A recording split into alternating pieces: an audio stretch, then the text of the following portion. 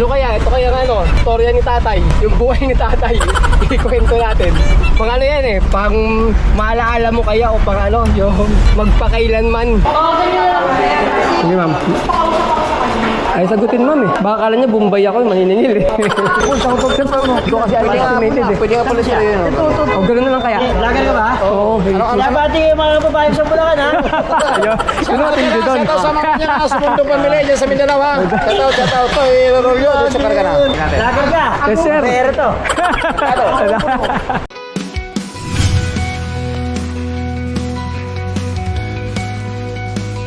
Good day mga pards! Today is another booking day na naman tayo. September 12 ngayon, 2024. Time check, 8:41 AM. First booking natin from Gulod, Novaliches going to Manila sa halagang 840. Ang layo ng pickup location ay 1.2 km. Papunta na kami sa may pickup location. Sino po ba ang driver niyan? Ako sir, ano ba ang sasakay sir? Sama kayong tao. Tao? Ilan ba? Dalawa lang. Dalawa? Hindi lang may sasakay mong gamit kasi. Mga gamit. Kasi bawal din talaga yung tao. Kaya nga nagtatanong ako sa inyo Hanggang 3 lang kasi ang nito talaga sakay. Ano yun excess passenger. 1,000 din ng violation. Pwede mo na lang doon sa Paiga. Ikaw nga Joe, magturo kung anong daan. Kung sa top ka magdadaan, dito cross station ng LRT. Oo. Sa sunod na kalsada, Pablo Ocampo. Kakanan doon. Kakaliwa, pakaliwa. Pablo Ocampo. No, sa talpa pa. Malapit kami. Hawakan kita, bawalik. Tayo, ano mo, mababaling gitna. Yeah, waka. Kung pahigaan na lang kaya natin. Para diretso lang sa paibaba natin muna kaya. Oo, paibabaw na lang natin. Paibabaw Mo na lang yun. Okay, first booking, pick up na natin. Ang layo ng drop-off location ay 19 km. Alright, let's go! Laloma na tayo mga pards sa may gilid ng Manila North Cemetery. Alam nga, naubusan ako ng maikukwento sa inyo mga pards. Ano kaya? Ito kaya nga storya ni tatay. Yung buhay ni tatay. Ikwento natin. Pang ano yan pang maalaala mo kaya o pang yung magpakailanman. Grabe yung nagdaan ng tatay bago naging CEO ng Lalamove yan.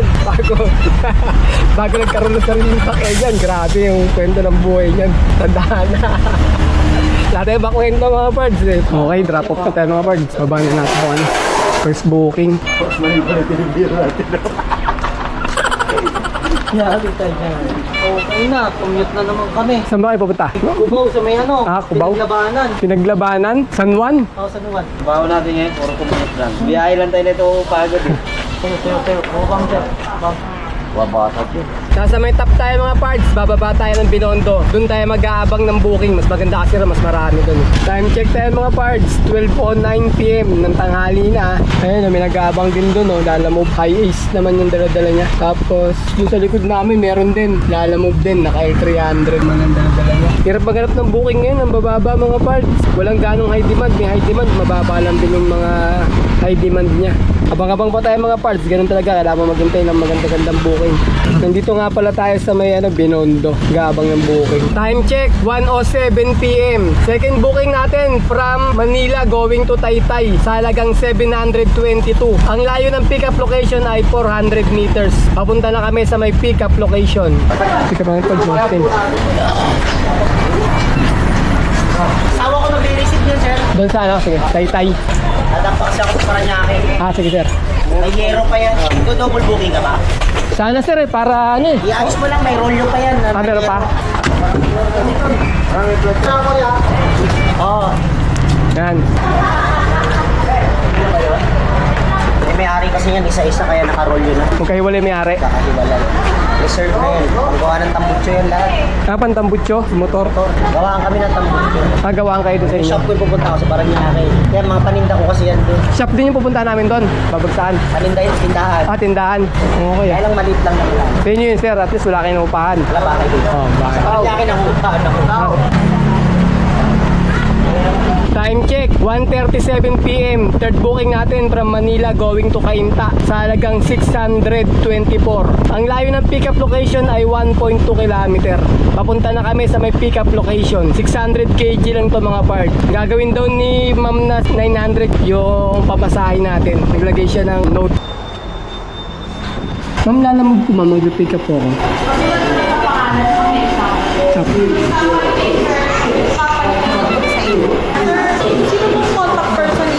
Ay, rin din dito, ma'am? Oo. Wala siyang nilagay eh. Tawagan ko muna. Sige, sir. Company niya. Ay, sagutin ma'am eh. Baka kala niya Bombay ako, maniningil eh. Ano yung pick up niyan, sir? Apo 0.5. Anong gagawin natin dito? Lapad o rolyo?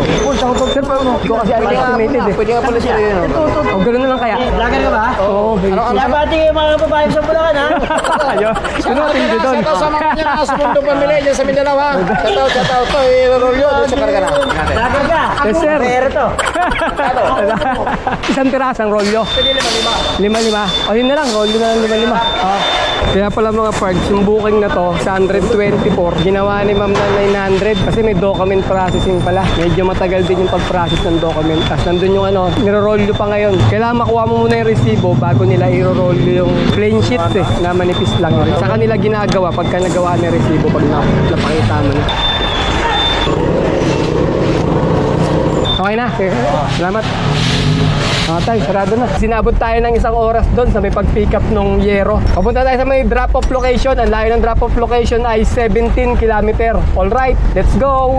Naubos yung oras natin doon mga parts. No time check tayo. 3:35 PM na. Mas maganda sana kung darating tayo sa may Taytay ng wala pang alas 5. Or matatapos natin yung dalawang booking na to ng wala pang 5. Kasi pagka inabot tayo ng alas 5 ng hapon, medyo mahirap na rin kumuha sa may Taytay. Sarado na rin yung mga ibang tindahan doon. Mga 50% ng mga tindahan ng mga teleron, sarado na.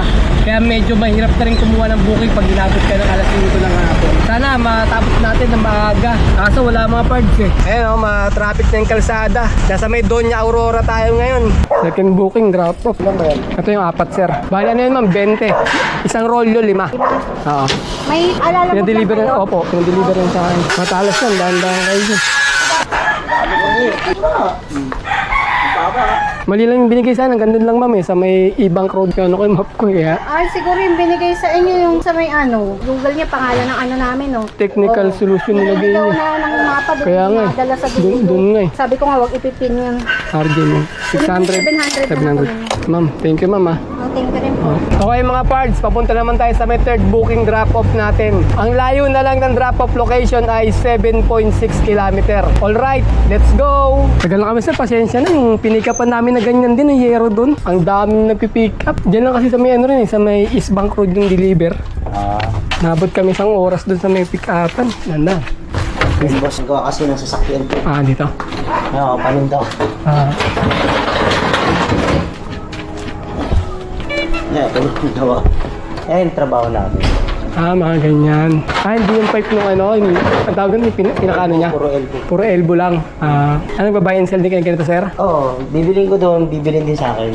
Paninda, ito mo. Paninda rin. Puro manggagawa. Akala ko ayusin mo pa, maggagawa ka pa ng ganyan. Hindi na, yan na sila rin. Diskarte na nila. Maganda rin. Pasa lang din, tinutubuan mo lang din eh, no? Baba lang tubo ko. Kaya sa akin tumatakbo. Buti may service ka naman papunta dun eh. Tapos nalamog na lang. Ganun tayo, diskarte. Nakakadiskarte, diskarte, walang Nga talaga, ngayon pag wala ka naman tayo ng abroad. Nag-abroad ka rin dati? 6. Saan bansa ka, sir? Taiwan. Taiwan? Gawa at tambot yung puro lang misis ko. Dyan, mga dyan din. Kamag-anak. Meron ako yung trip ko tayo ako pumasay. Ayos na yun. Sa Mitsubishi? In-house ko. Maganda rin may service eh. Yung dasi pang yan, hakot. Panghakot, gaya nito. Yung bago nila ngayon, yung ganyan. Yung Euro 4. Hindi na mausok. Ma, pagkabuta ko pa ako, susundo ko anak ko eh. Kaya naman namin babayan sir, kami dalawa. Kung sakaling wala ka. Malala mo, kaya magbaba. Kasi talagang ganun sir, may bayad talaga. Pero kami, basta dyan lang, malapit lang, ayos lang. Ang problema, huwag lang iakit sa taas, yung mahirap, ganun. 7.22 ma'am. 750 yan. Sige, salamat po. Sa'yo na yung sombro. Okay. Salamat sir ha. Sige. Okay. Time check, 6:23 PM. May pang-apat na booking na tayo from Taytay going to Muntinlupa sa halagang 1,337. Ang layo ng pick-up location ay 2.8 km. Papunta na kami sa may pick-up location. 600 kg lang to mga parts sa may high demand tsaka may buhat. Ito ma'am? Ito ba? Hindi sige ma'am, dalawa na lang kami. Ganda ha, ulas ha. Okay, agis. Yan yung pick up natin mga parts. Tela. Bundle lang tela. Kung tela, damit ata ito, damit. Man, doon na ito sa labas. Pero mo sir? Sige po sir, salamat. Kapag kulang pa yung kita mo mga parts, magtsatsaga ka kahit papunta sa malayo yung yung kukunin mong booking. Papunta Muntinlupa. Dapat papuntang Quezon City na hanap namin kaso walang lumalabas. Tsaka sayang malaki yung high demand niya. Pero may buhat siya mga parts meron siyang helper. Nagpalaki lang doon yung high demand niya kaya no choice na pilitan tayong kuhanin to kahit na malayo siya sa atin. Sa uuwian namin. Update namin kayo pagka nasa may drop-off location na kami.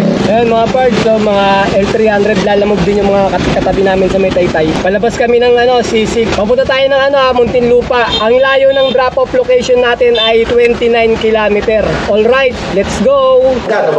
Ito lang sir, yung 1337 sir. 1337?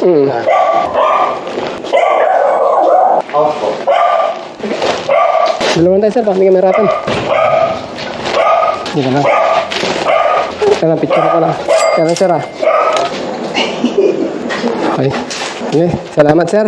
9:30 namin natapos yung last booking namin doon sa may Muntinlupa mga parts. Bale naka-4 na booking tayo sa maghapon. At ang kinita namin ay 2,818. Pagkatapos nakakuha kami ng 400 na tip. Kaya magiging 3,200 ang kinita natin. Pagkatapos nag-diesel kami ng 800 tsaka 200 na pangkain. Bale 1,000 yung mga parts. I-minus natin sa 3,2. Ang kalalabasan ay 2,200. Ayun mga parts, naka 2,200 tayo na malinis. Labas na rin yung pangkain, pan-diesel, saka yung commission nila Lalamove.